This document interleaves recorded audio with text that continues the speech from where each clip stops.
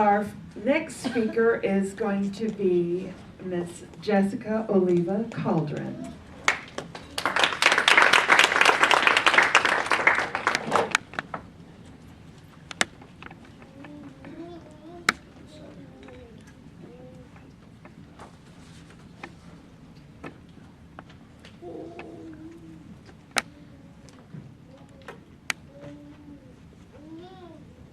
So this is very difficult. And what did I get myself into? And what am I doing here? This hurts. I'm thinking all of this, and my 20-year-old perfectly fit trainer at the gym is telling me, just hold the position. Just hold the position. 10 seconds, and then finally the magic words, release. So, this was me last night at the gym. And people ask me, why would you subject yourself to such torture at least 3 times a week? For what reason? And I tell them, because why not? My name is Jessica Oliva Calderin. I was born in Peru. Deepest, darkest Peru. Just like Paddington Bear. But unlike Paddington Bear, I did not speak English when I came to the United States. And it was around the time that I was in high school. I recall that I came across a study done by a major research university that led with the premise that first-generation immigrants really were not to be counted, because it was in the 3rd generation that we were to see the success and the immersion of the immigrants within the business communities. And those were the ones that would graduate high school, and those were the ones that would probably go on to college. Well, that only strengthened my resolve to finish high school, and not only finish high school, but attend college. I graduated from the University of Miami with a bachelor's degree in business administration, majored in international finance and marketing, political science. Then, thereafter, it just followed that I wanted to go to law school. And people again asked me, why would you subject yourself to that torture? And I told them again, because why not? See, as an immigration attorney, then my first endeavor into the field of law was to start meeting my clients. And my first client, she was a tough one. She was very, very much a full plate. She was my inspiration. She is my inspiration, my grandmother. My grandmother had decided the minute that I was licensed that I would be the one to represent her in her citizenship examination. And of course, what did I know? I had just graduated. I had just been licensed. I knew a lot about legal theory, but very little about practice. And so I tried to dissuade her. I tried to maybe give her other attorneys to go to and, tell her that maybe this was not the best person to handle her case. What was her response? ¿Por qué no? Because why not? And if anyone knows my grandma, and you might because she is that popular.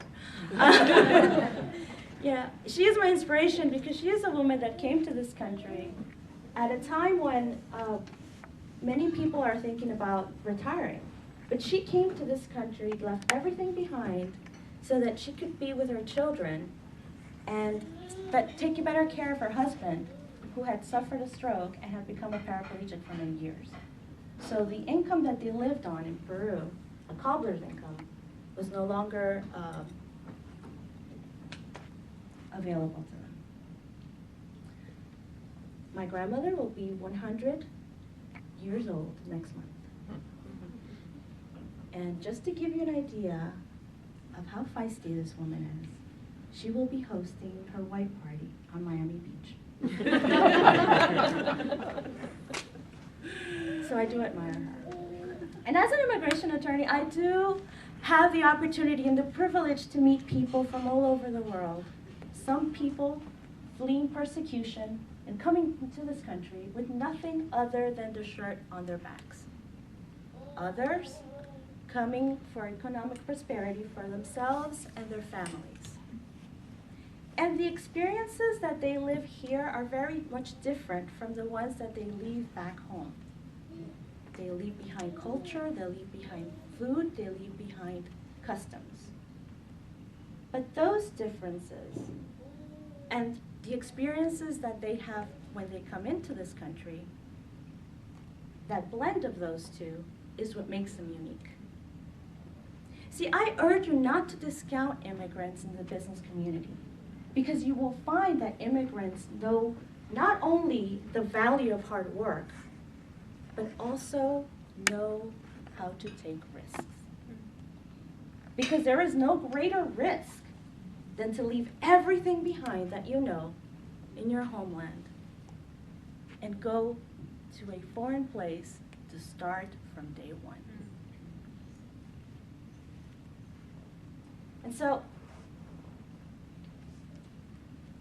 I tried to incorporate that in my practice.